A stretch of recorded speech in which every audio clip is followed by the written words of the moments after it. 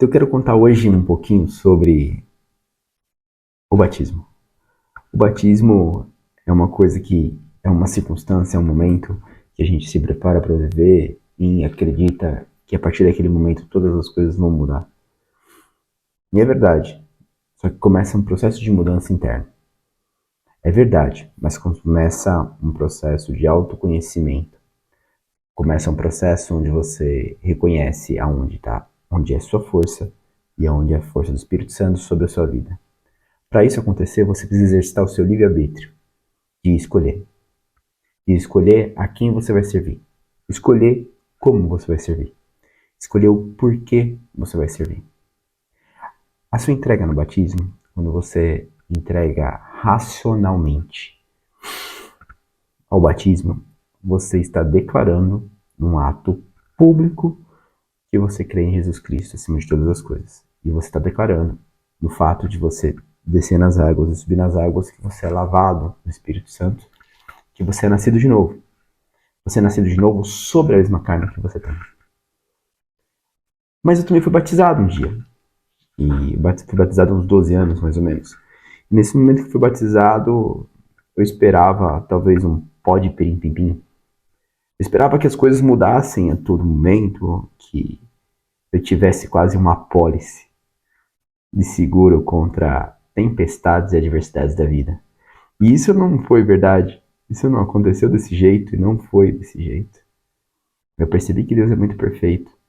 Percebi nessa jornada dos últimos 12 anos que Deus vai nos capacitando e que Ele vai nos dando cada dificuldade necessária para aprender alguma coisa e vai nos dando cada necessidade necessária para a gente poder se submeter à vontade dEle, para a gente reconhecer que Ele é Deus sobre todas as coisas. E isso não vai inibir de te quebrar, de você ter dificuldade ou de você passar perto, mas você vai ter o Conselheiro, o Espírito Santo, com você. Como eu gesticulo muitas vezes com quem eu falo, é uma segunda voz. É uma voz que não é uma voz da razão. Não é uma voz, né, que você escuta e que é tudo para você. Né? É uma voz que começa a te colocar no trilho. Quando você submerge no Espírito, submerge nas águas do batismo, ocorre que a gente começa a declarar uma guerra. A gente começa a declarar uma guerra contra todas as coisas que não nos fazem santo. Porque o batismo é o primeiro mandamento para a gente seguir os mesmos passos de Jesus. Então Jesus viveu uma vida pura e a partir de então fez o batismo com João Batista. E nesse batismo com João Batista, ele foi na humildade com João Batista. Ele foi, se você pegar as palavras, né, o João Batista ele fala algumas palavras para Jesus nesse momento, né, de vir pós ele, que ele não é digno de fazer, mas a todo momento ele submete a autoridade de João Batista que foi feita. E ali ele recebe, naquele momento, Jesus Cristo recebe o Espírito Santo. E então tem aquela descrição que sai a voz dos céus. Passado disso, né, o próximo passo que tem na Bíblia quando fala do batismo de Jesus é que imediatamente, na linha seguinte da leitura, Jesus é levado pelo Espírito Santo ao deserto para ser provado pelo diabo. O diabo não é um mau pensamento, o diabo não é uma dificuldade, o diabo não é um medo, o diabo não é nada disso. O diabo, no final das contas, ele é algo que te faz ressaltar o seu poder da sua carne, faz você ressaltar o seu querer antigo.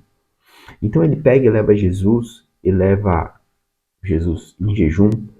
Quando a gente diz o Jesus estava em jejum, Jesus estava em jejum, ali a gente pode fazer um alinhamento, né? Eu vou fazer uma interpretação da minha limitação aqui que Jesus estava então abdicando de todas as suas vontades carnais para poder alcançar a santidade do Pai, que ele, filho, sendo Deus, né, teria que provar que como carne também conseguiria buscar.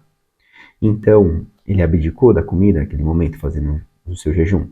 Então, o diabo provou ele naquilo que ele declarava e ofertava para Jesus, para Deus.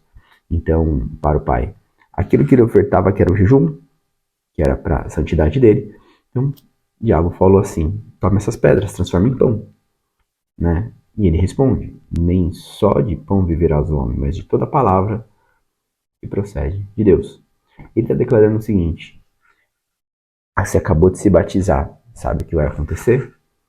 Não uns 40 dias, mas você vai passar por um período de incubação, mas de incubação sobre o seu próprio querer, sobre o seu próprio voltar às velhas manias, sobre o seu voltar aos velhos hábitos, sobre o seu voltar aos velhos lugares, fazer as coisas do mesmo jeito, ou com as mesmas intenções, ou falar as mesmas palavras, ou manter o mesmo vocabulário, ou se alimentar da mesma coisa. Afinal, a gente é o que a gente se alimenta. Afinal, a gente transborda e abunda daquilo que a gente está cheio. Então, a primeira missão pós-batismo é você buscar a santificação. E a busca da santificação é você começar a morrer para suas próprias vontades. No segundo momento, o diabo leva Jesus no alto do tabernáculo, né, a igreja da época. Leva ele ao ponto mais alto e faz olhar para baixo e fala: Jesus, se você é filho de Deus, então salta daqui que os anjos vão te salvar pela ordem do seu pai. E Jesus fala: não tentarás teu Deus. Que ele está falando o seguinte: você vai viver no Espírito, mas quando você entender que você pode estar em um lugar santificado, no tabernáculo que ele estava, que você pode estar no alto desse lugar, ou seja, você cresceu em santidade, você já negou os 40 dias a carne, você já fez, você vai estar começando a se sentir santo, vai estar no lugar mais alto de todos, você vai se sentir alto, não é autossuficiente, é alto dentro da sua carne ainda.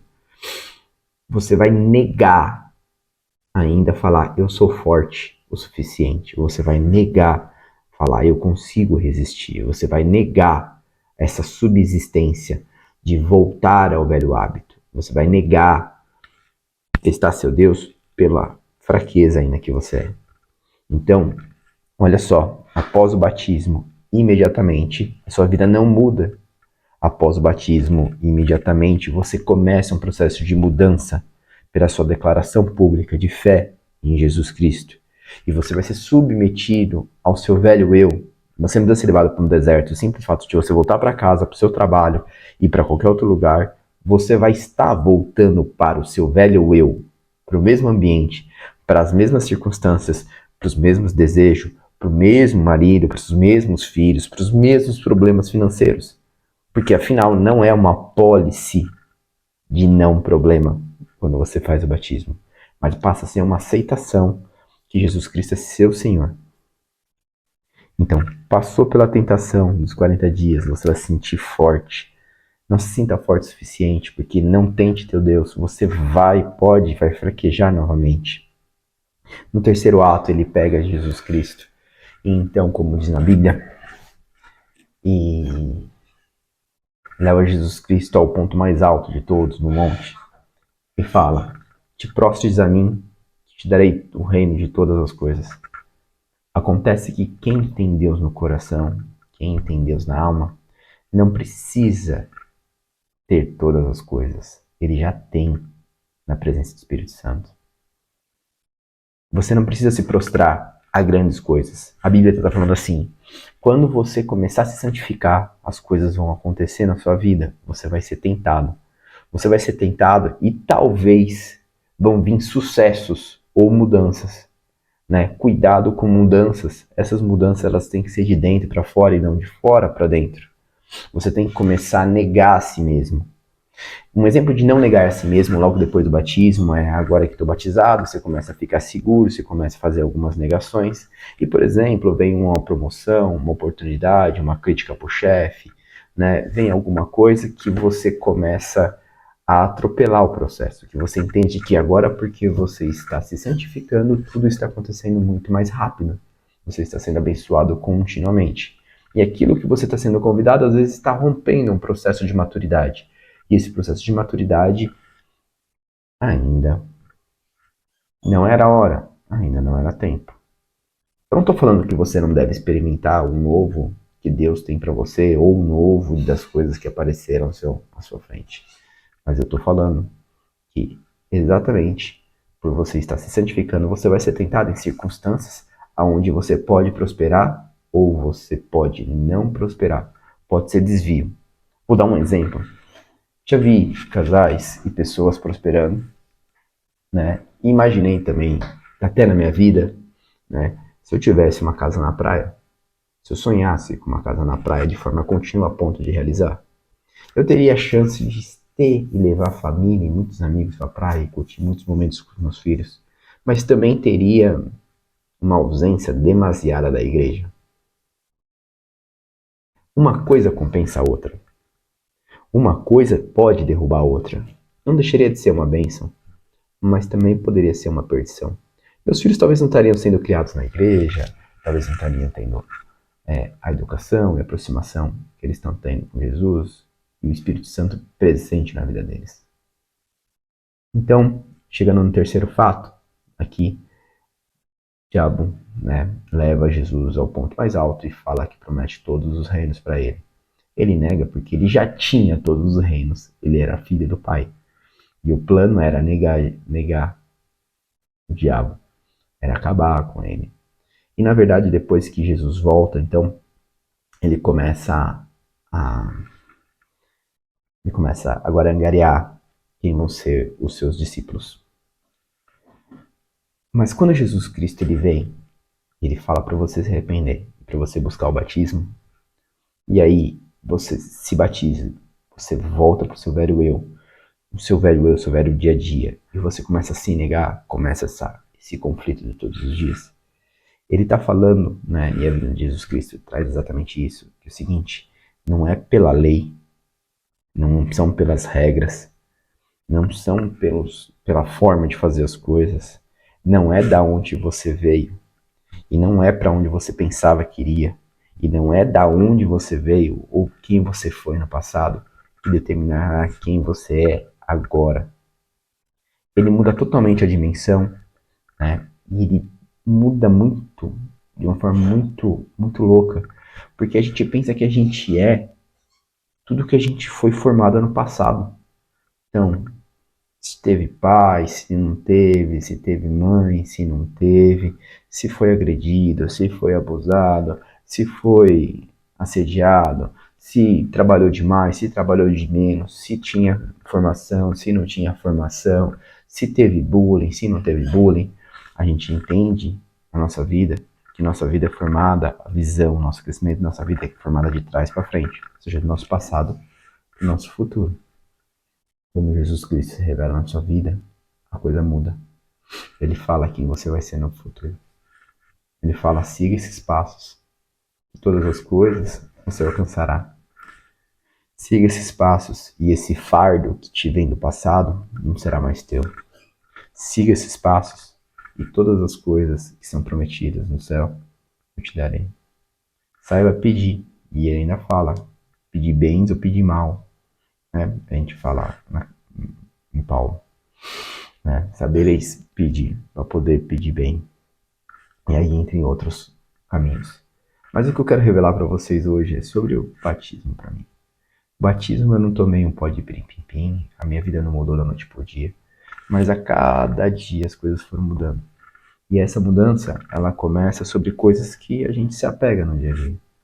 A minha oração, por exemplo, durante muitos anos, mesmo após o batismo, ele era um rabo do meu dia, o restinho das minhas energias. A minha oração era a ponta, o final. Ou seja, eu deitava na cama, fechava os olhos e dormia orando. Dormia buscando.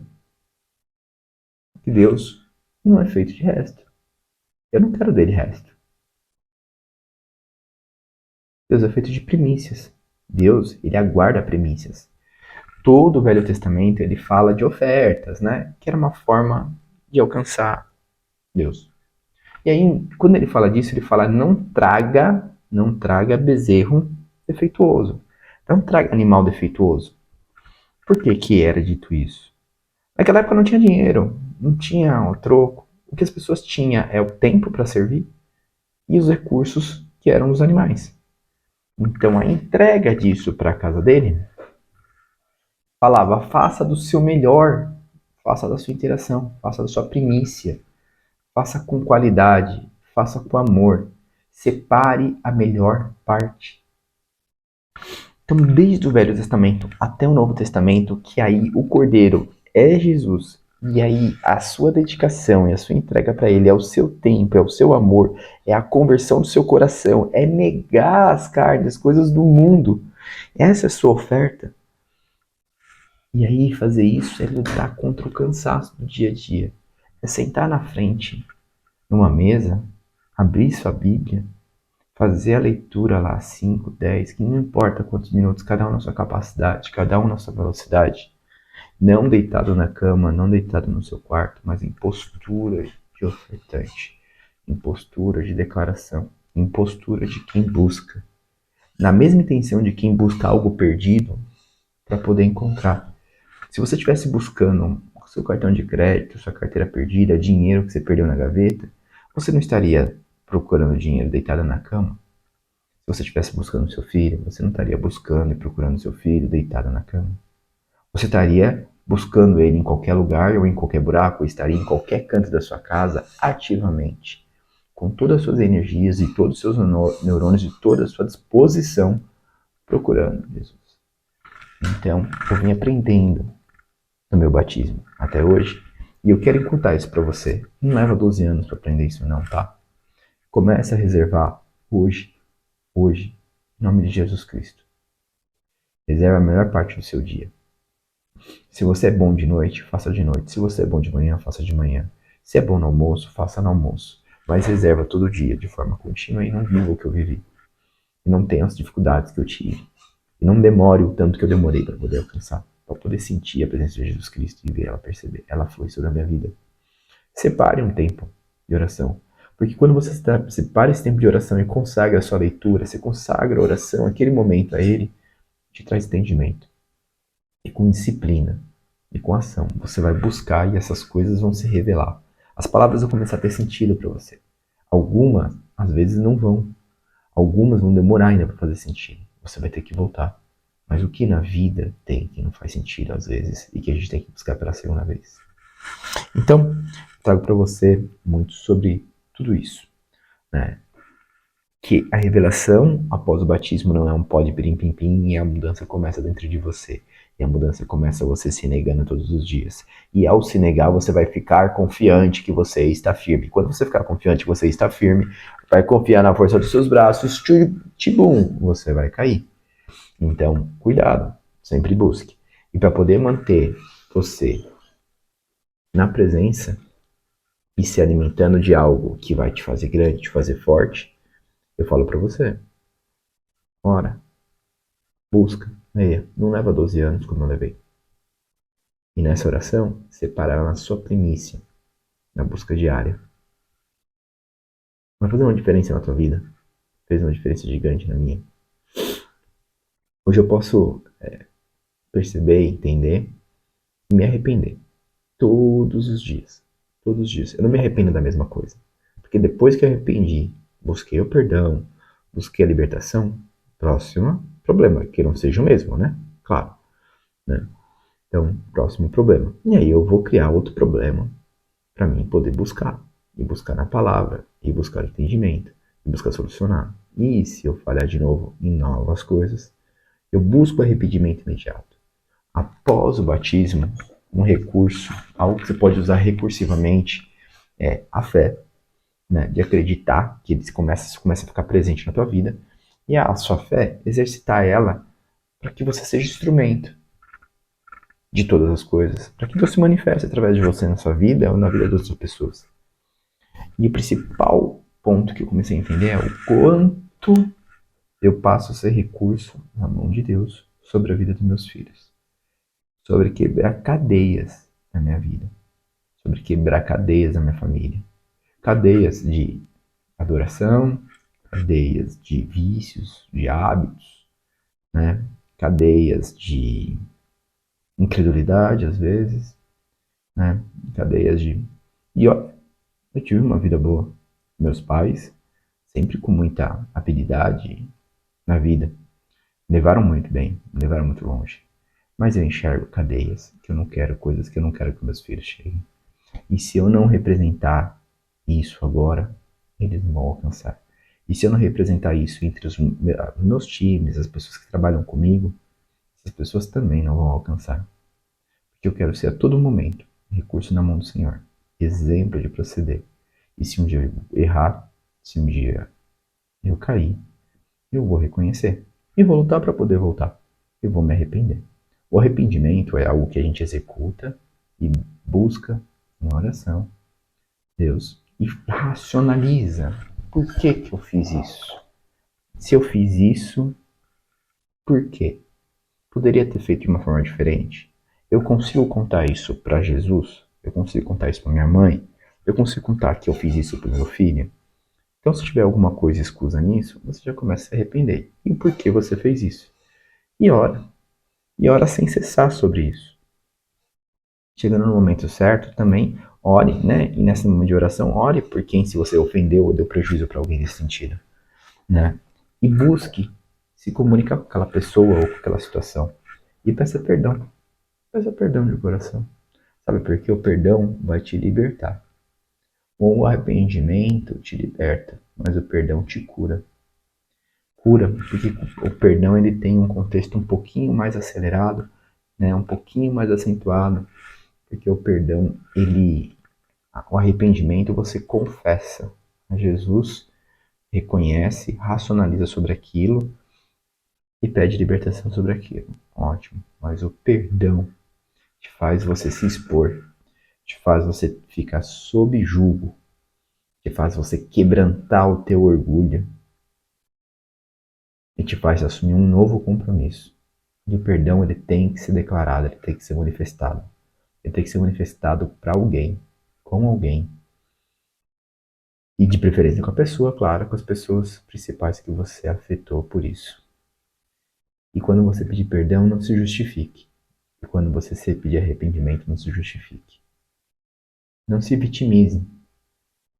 Porque aí você não está pedindo perdão e você não está se arrependendo, você está se justificando. Não é por justificativa que se pede perdão. Ah, mas é que eu estava pensando isso. Mas é que era desse jeito. Mas é que eu vi esse momento. Deus vai virar para você em algum momento vai falar, eu te dei o controle. Lá em Gênesis, ele criou a terra, separou o ar, o mar, separou os oceanos, criou toda a vida sobre a terra, criou toda a vida da água, criou todas as plantas. Ele criou o homem e a mulher e falou: domine todas as coisas. E ele fala, inclusive, domine o autocontrole. E domine todas as coisas. Tenha autocontrole. Não acesse o pecado. Não acesse a tentação. E o que acontece quando a gente se batiza?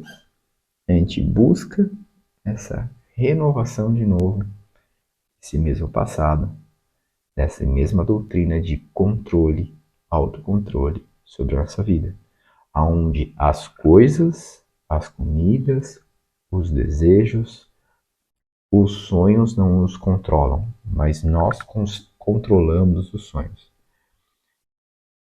O medo não nos controla, mas nós controlamos o temor do Senhor. Se o medo tiver você, você para. Mas se você só tiver medo e revelá-lo em temor ao Senhor, você evolui.